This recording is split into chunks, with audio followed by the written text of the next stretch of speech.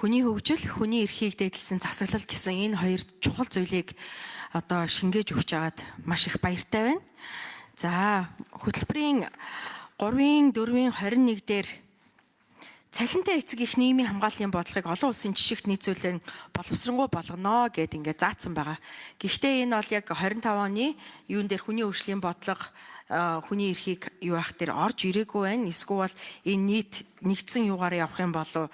За тэгээд хөдөлмөр нийгмийн гэр бүл хөдөлмөр нийгмийн хамгааллын яамны сайдад хаандаж үнэхээр энэ цалинтай ээжийн 50,000 гэдэг одоо дүнгээ дахин нэг хараач. 2017 оны 6 сард батлагдсан энэ цалинтай ээж хөтөлбөр 2018 оны 1 сарын 1-ээс эхэлж хэрэгжиж эхэлсэн. Тэгвэл 2017 оны 6 сард энэ 50,000 төгрөгөөр юу худалдаж авах боломжтой байсан бэ? Одоо инфляц хэд дахин өссөн байгаа вэ? Тэгээд энийг яг ингээд дахиад 7-8 дахь жилд нь энэ 50,000-аар үргэлжлүүлэх нь зөв үү? Энийгээ тэгээд олон улсын жишгт нийцсэн одоо хөтөлбөр гэж хэлж болов уу юу юм?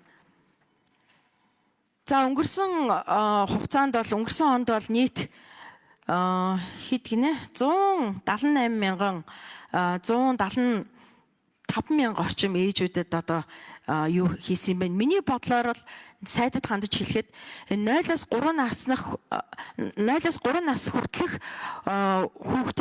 хүүхдтэй ээжүүдэд гэж байна.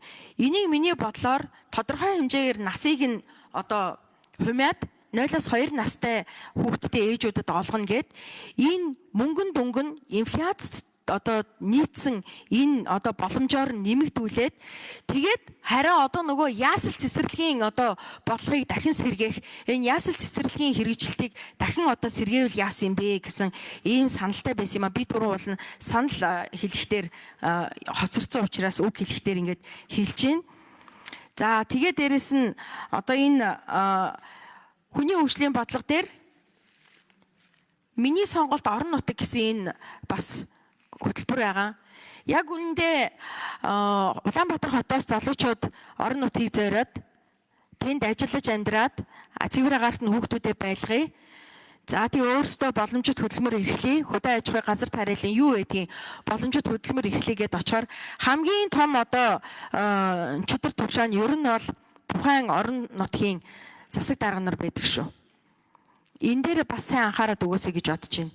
Энэ бол бүр бодит кейс дээр энэ миний асуудал биш, өөр хүмүүсийн асуудал байгаа. Тэгэхээр зэрэг яг энэ миний сонголт орон нутаг гээд энэ орон нутагт очиж амьдрах хүмүүсийн газрын асуудал дээр ялангуяа орон нутгаас одоо маш их одоо хатгаас тавьдаг байдлыг анхаарч ажилласаа. Тэгхгүйгээр энэ миний сонголт орон нутаг гэдэг хөтөлбөр чинь бол амжилттай сайн хэрэгжихгүй гэдгийг би өөрөө бас мэдчихээн. Тийм учраас энэ тал дээр бас салбарын хариуцсан хүмүүс нас анхаарч ажилласаа гэж бодож байна.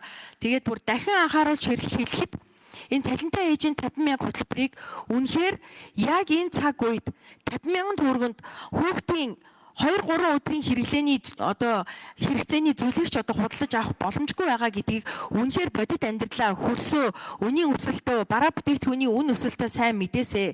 Дээрээс нь халамж тавигдах бүрд үнийн одоо өсөлт явагддаг. Энэ үнийн хөөрөгдлийг бас тодорхой хэмжээнд төр засаг байж болдог ийм одоо зохицуулт гэж байна уу?